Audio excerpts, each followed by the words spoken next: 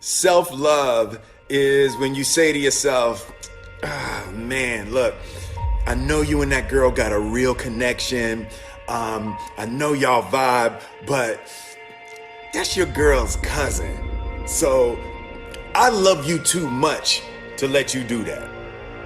It's like you say to yourself, hey man, look, I know you want to eat that pizza and it'll be really good, but I can't let you eat that, man, because if you eat that pizza, you're going to feel like shit, and I love you too much to let you eat that. Self-love is, hey, look, I know you got a test on Monday, and I know you really want to go out with your friends. It's Saturday night, you want to go out, but if you fail that test, you're not going to feel good about yourself. I love you too much to let you go out tonight.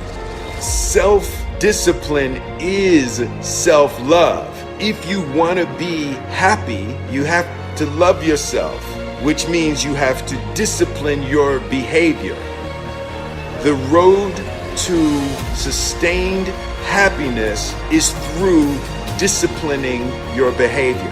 We tend to base our self-esteem on what other people think.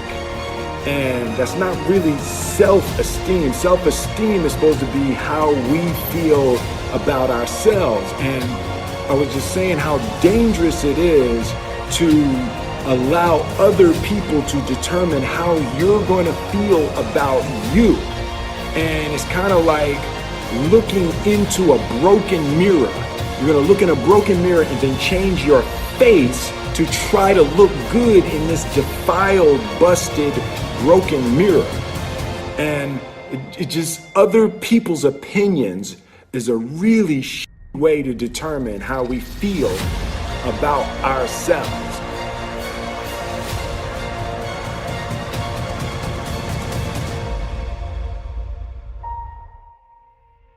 It don't matter whose fault it is that something is broken if it's your responsibility to fix it. For example, it's not somebody's fault if their father was an abusive alcoholic, but it's for damn sure their responsibility to figure out how they're going to deal with those traumas and try to make a life out of it. It's not your fault if your partner cheated and ruined your marriage, but it is for damn sure your responsibility to figure out how to take that pain and how to overcome that and build a happy life for yourself. Fault and responsibility do not go together. It sucks, but they don't. When something is somebody's fault, we want them to suffer. We want them punished. We want them to pay. We want it to be their responsibility to fix it, but that's not how it works, especially when it's your heart. Your heart, your life, your happiness is your responsibility and your responsibility alone.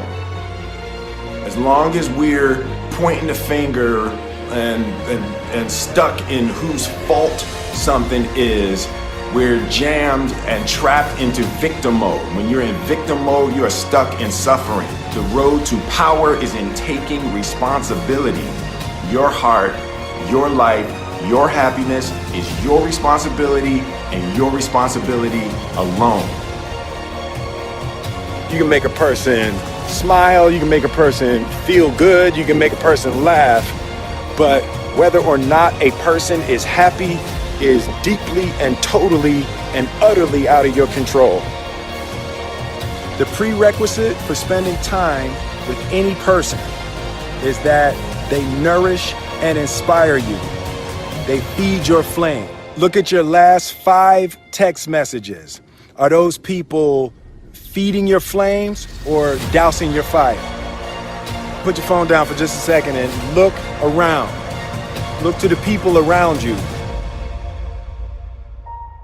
Are those people throwing logs on your fire or are they pissing on it?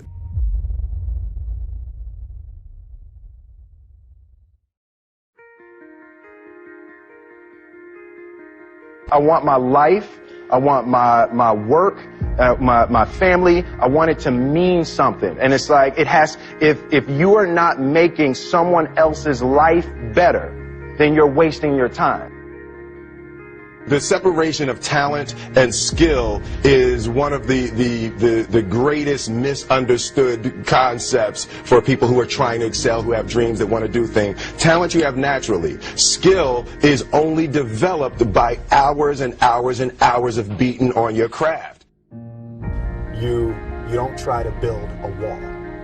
You don't set out to build a wall. You don't say, I'm going to build the biggest, baddest, greatest wall that's ever been built.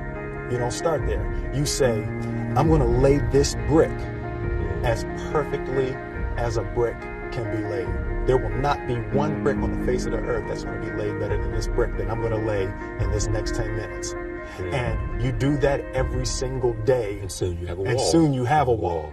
And I think psychologically, the advantage that gives me over a lot of people that I have been in competition with in different situations is it's difficult to take the first step when you look how big the task is.